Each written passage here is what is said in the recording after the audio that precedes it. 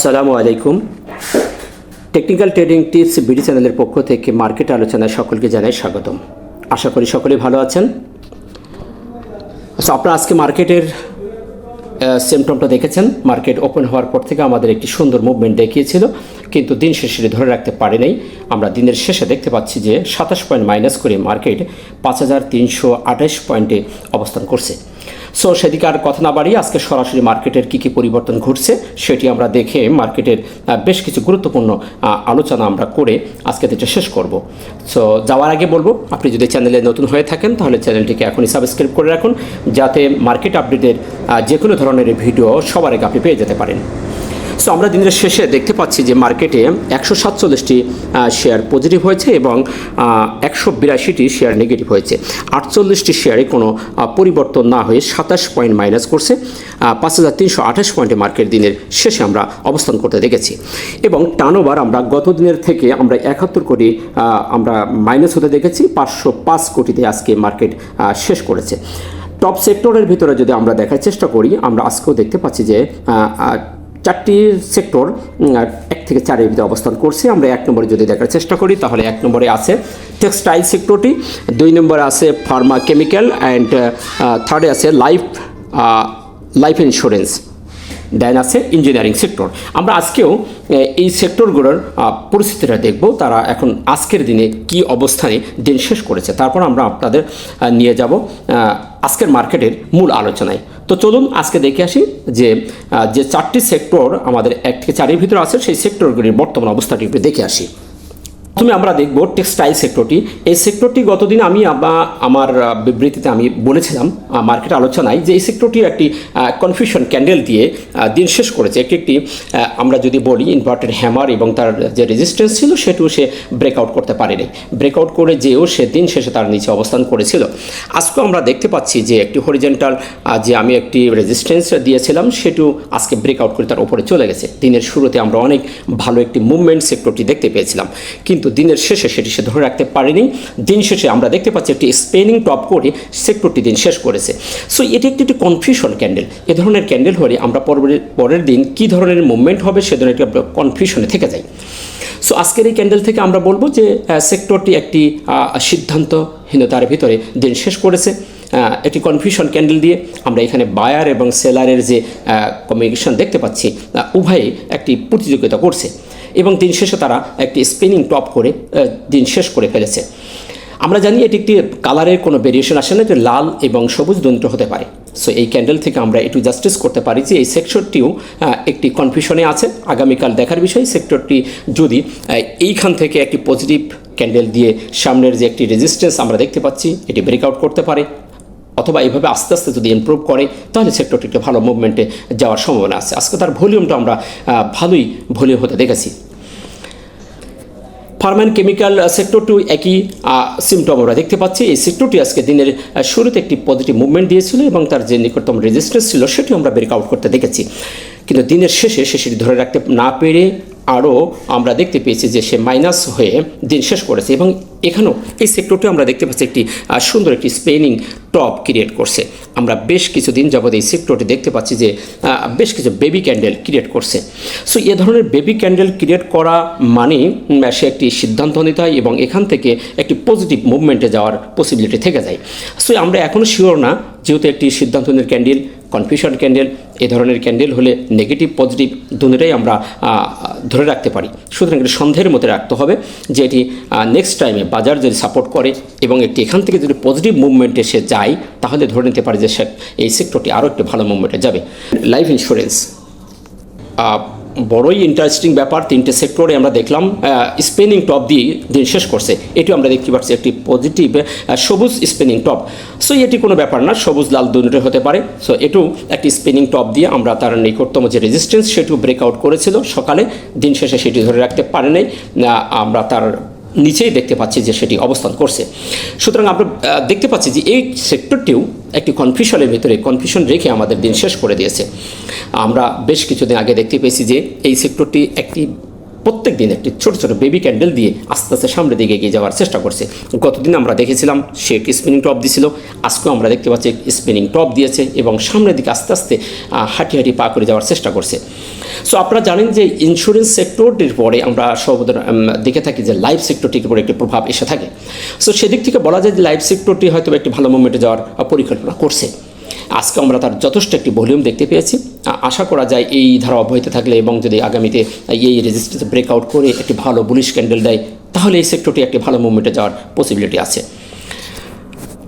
তো এখনও পর্যন্ত সে সেক্টরটি একটি কনফিউশনের ভিতরে আমাদের রাখছে। নেক্সট আমরা দেখব ইঞ্জিনিয়ার সেক্টরটি। এই সেক্টরটি আমরা দেখতে পাচ্ছি এখানেও সেই স্পিনিং টপ দিনের শেষে দিনের শুরুতে একটি ভালো মুভমেন্ট দেখিয়েছিল এবং দিনের শেষে সেটি ধরে রাখতে না পেরে তারা আবার এখানটি স্পিনিং টপ তৈরি করেছে। এখানেও আমরা দেখতে পাচ্ছি কিছু ভালো ভলিউম হয়েছে, সেটি সেলারদের ভলিউম।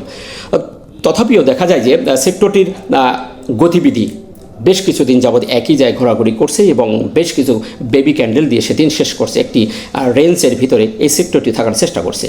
সো গতদিনও দেখেছিলাম আমরা স্পিনিং টপ, তার আগের দিন একটি রোজি দেখছিলাম, আজকে আমরা দেখতে পাচ্ছি আজকেও সে একটি স্পিনিং টপ দিয়ে দিন শেষ করেছে।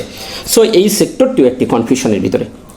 সো সামারাইজ বলবো, পুরা 4টি সেক্টরের যেহেতু একটি স্পিনিং টপের মধ্যে আমাদেরকে রাখছে, সো বাজারটাও আপনারা দেখেছেন, বাজারটাও আমাদের একটি কনফিউশনের ভিতরে রাখছে। আমি বলেছি যে এই ধারা যদি অব্যাহত থাকে তাহলে মার্কেট এখন কোন দিকে যাবে মার্কেটই সিদ্ধান্তহীনতার ভিতরে আছে। সো আমাদের এই সময় অপেক্ষা করা ছাড়া আর কিছু নেই। সো এই ছিল সেক্টরগুলোকে নিয়ে আমার আলোচনা। এখন আমরা সরাসরি আজকের মার্কেটের মূল আলোচনায় আমরা ফিরে যাব। আলোচনার শুরুতে আমরা যে বিষয়টি নিয়ে সবচেয়ে গুরুত্ব সহকারে আলোচনা করে থাকি সেটি হলো ক্যান্ডেলস্টিক প্রাইস অ্যাকশন। শুরুতে আমরা দেখতে পাচ্ছি যে এখানেও একটি ছোট্ট বেবি ক্যান্ডেল ক্রিয়েট করছে। এর আগের দিন আমরা দেখেছিলাম একটি ইনভার্টেড হ্যামার, একটি যে তার রেজিস্ট্যান্স ছিল সেটিকে ব্রেকআউট করে গত বৃহস্পতিবার সে ভেঙে নিচে নেমে চলে আসছিল। আজকে আমরা দেখতে পাচ্ছি যে সেটি একটি বেবি ক্যান্ডেল দিয়ে দিন শেষ করেছে। সকালের মুহূর্তে আমরা দেখেছিলাম বেশ কিছু পজিটিভ মুভমেন্ট রাখার পরেও সেটি ধরে রাখতে পারেনি। দিনের শেষে আমরা দেখতে পেয়েছি সে 27 পয়েন্ট মাইনাস করে 5328 দিন শেষ করেছে। সো এটিও আমাদের একটি কনফিউশন ক্যান্ডেল। আমি বারবার আপনাদেরকে একটি জিনিস বলার চেষ্টা করেছি যে মার্কেট একটি স্থিতিশীল পরিবেশে দাঁড়িয়ে আছে। এখন কোন দিকে যাবে সেটি সিদ্ধান্ত আমাদের এই রেজিস্ট্যান্স ভাঙার পরে আমরা ধরে নিতে পারবো এবং যে সাপোর্টটি যদি ভেঙে ফেলে তাহলে আমরা ধরে নিতে পারবো সেটি মাইনাস হওয়ার পসিবিলিটি আছে। যেহেতু আমাদের একটি রেঞ্জের ভিতরে মার্কেট অবস্থান করছে, সো এই সময় আমাদেরকে অত্যন্ত কেয়ারফুলি অবস্থায় আমাদেরকে এই মার্কেটকে পর্যবেক্ষণ করতে হবে এবং বাইসেলও সেইভাবেই আমাদের নিতে হবে। এই বিষয়টিকে আমি আরও ক্লিয়ার করার জন্য আপনাদেরকে আমি একটু 1 আওয়ার টাইম সেটটা দেখাতে চাই। আমরা যদি 1 আওয়ার টাইম ফ্রেমটা একটু দেখি তো এখানে আপনারা দেখবেন যে মার্কেট সুন্দর একটি inverted head and shoulder create করেছিল। এই হেড অ্যান্ড শোল্ডার থেকে আপনারা জেনে থাকবেন যে ইনভার্ট অ্যান্ড শোল্ডার যদি কোনো মার্কেট অথবা শেয়ারে ক্রিয়েট করে তো সেই শেয়ারটি একটি পজিটিভ হওয়ার সম্ভাবনাটা দিয়ে বেশি থেকে যায়। তো আমরা দেখতে পাচ্ছি যে এখান থেকে ইনভার্টেড হেড অ্যান্ড শোল্ডার সে করে সে এই লেভেলে এসে সে একটি রেঞ্জের ভিতরে আবদ্ধ হয়ে আটকে আছে। সো এখান থেকে মার্কেট পজিটিভ হওয়ার সম্ভাবনাটা তার বেশি আছে বলে মনে করছি। তবু আমাদের একটু চিন্তা ভাবনা করে এখানে এগোতে হবে, যেহেতু মার্কেট আমাদের কনফিউশনে রাখছে। এখনও পর্যন্ত আমরা শিওর না যে মার্কেট আমাদের 100% একটি ক্লিয়ারেন্স দেয় নাই যে আমরা মার্কেট পজিটিভ হবে এবং মার্কেট এখনও পর্যন্ত ক্লিয়ারেন্স দেয় নাই যে মার্কেট একটি নেগেটিভ মুভমেন্টে যাচ্ছে। সাপোর্ট দেখি, আমাদের যে সাপোর্ট গতদিন যেটি ছিল সেটি আছে, সাপোর্ট 5266 এবং রেজিস্ট্যান্স 5377। আরেকটি ব্যাপার হলো যে সেটি হলো আমরা যদি তার আর কি দেখার চেষ্টা করি যার বোলিঙ্গার ব্যান্ডটি, আমি বলেছিলাম বোলিঙ্গার ব্যান্ডটি কিন্তু আস্তে আস্তে তার মুখটা দুই দিকে ফাঁপা শুরু করছে, অর্থাৎ উপরের ব্যান্ডটি উপরের দিকে মুখ দিয়ে দিয়েছে এবং নিচের ব্যান্ডটি আস্তে আস্তে নিচের দিকে যাওয়ার চেষ্টা করছে। সো এই ব্যান্ডটি যখন দুই দিকে ফাঁপা শুরু হয় তখন সে যে কোনো একটি সিদ্ধান্ত নেওয়ার দেখে যাচ্ছে, এটা আমরা আইডিয়া নিতে পারি। সো আমাদের যেহেতু বোলিঙ্গার ব্যান্ডের আপার ব্যান্ডটি উপরের দিকে যাওয়ার চেষ্টা করছে, সো আমরা এখানেও কিছুটা সংকেত আমরা পেয়ে যাই। আশা করি এটি বুঝতে পেরেছেন। তো দেখার বিষয় আগামীতে আমাদের এই রেজিস্ট্যান্সটিকে ভেঙে মার্কেট বেরিয়ে যাচ্ছে কিনা। যদি রেজিস্ট্যান্সটাকে ভেঙে মার্কেট বেরিয়ে যেতে পারে অবভিয়াসলি মার্কেট একটি সুন্দর অবস্থানে যাবে, তাতে কোনো সন্দেহ নাই। এখন যদি আমরা ভলিউমটা দেখি, ভলিউম গতদিন আমরা দেখতে পেয়েছিলাম যে 576 কোটি টাকা ছিল, আজ 505 কোটি টাকা, অর্থাৎ 71 কোটি টাকা মাইনাস হয়ে গেছে। ওভারঅল আমরা যদি ভলিউমটার একটু গড় এভারেজ জাস্টিস করি তাহলে আমরা দেখতে পাই যে এই লেভেলটাতে বেশ কিছুদিন এই 500-র ওপরই আমাদের ভলিউমটা ঘোরাঘুরি করছে। সো ভলিউমের যে অ্যানালিসিসটি অত্যন্ত স্ট্যান্ডার্ড আছে, খুব বেশি না এবং খুব কমই নয়, স্ট্যান্ডার্ড লেভেলে আছে। তবে মার্কেটকে একটি ভালো অবস্থায় নিয়ে যেতে হলে আমাদেরকে ভলিউমকে ডেভেলপ করতে হবে, এর বিকল্প কিছু নেই। সো এই ধারা যদি অব্যাহতি থাকে, এই সাপোর্টকে যদি না ভেঙে ফেলে, এই ধারায় যদি সামনে দিকে এগোতে থাকে, অবভিয়াসলি মার্কেট একটি সুন্দর মুভমেন্টে যাবে। সো এই জায়গাটিরই আমরা ধরে নিতে পারি একটি শেয়ারকে গুছিয়ে নেওয়ার একটি জায়গা, যেখানে আমরা একটি বলতে পারি যে ডিমান্ড জোন হিসাবে কাজ করছে। এই জায়গাটি আমরা বেশ কিছুদিন 6-7 দিন ধরে বেবি ক্যান্ডেল আমরা দেখতে পাচ্ছি। অর্থাৎ আমি বলেছিলাম গতদিন আমার অ্যানালিসিসে, আপনি যদি একটি বেবিকে রাস্তার মাঝখানে রেখে দেন তাহলে সে কিন্তু কোনো সিদ্ধান্ত নিতে পারবে না। যদি তাকে আপনি ধাক্কা মারেন তাহলে সে রাস্তা পার হবে, তাকে যদি আপনি তাকে হাত ধরে টেনে নিয়ে আসেন তাহলে সে ব্যাগে চলে আসবে। সো এখন আমাদেরই সাধারণ বিনিয়োগকারী এবং বড় বড় ইনস্টিটিউশন এবং ব্যাংক যারা আছে, যারা বড় বড় প্লেয়ার মার্কেটকে প্লে করে, তারা যদি মার্কেটকে সামনের দিকে প্রভাবিত করে তাহলে আমাদের মার্কেট সামনের দিকে মুভমেন্ট যাবে, তাহলে মার্কেট আবার আমাদের পিছিয়ে চলে আসবে। তবে পিছিয়ে আসার সম্ভাবনাটাই খুবই রেয়ার দেখতে পাচ্ছি আমরা। মার্কেট যেহেতু এখানে বেশ কিছুদিন যাবৎ স্থিতিশীল অবস্থা দাঁড়িয়ে আছে, সো এখন আমাদের একটু অপেক্ষা করতে হবে এবং ধৈর্য ধরে দেখতে হবে মার্কেট কোন দিকে যাচ্ছে, তারপর আমরা ক্লিয়ারলি একটি সিদ্ধান্ত নিতে পারবো। এমএসিডি হিস্টোগ্রামের যে অ্যানালাইসিসটি, এটি অত্যন্ত কার্যকরীভাবে কাজ করে। আপনারা দেখেছেন, আমরা বেশ কিছুদিন ধরে দেখতে পাচ্ছি যে আমাদের একটি কনফার্মেশন দিয়ে দিয়েছে যে হালকা সবুজ বার হওয়া মানে আমরা ধরে নেই যেখানে আমাদের বায়ারের থেকে সেলারদের প্রভাব বেশি।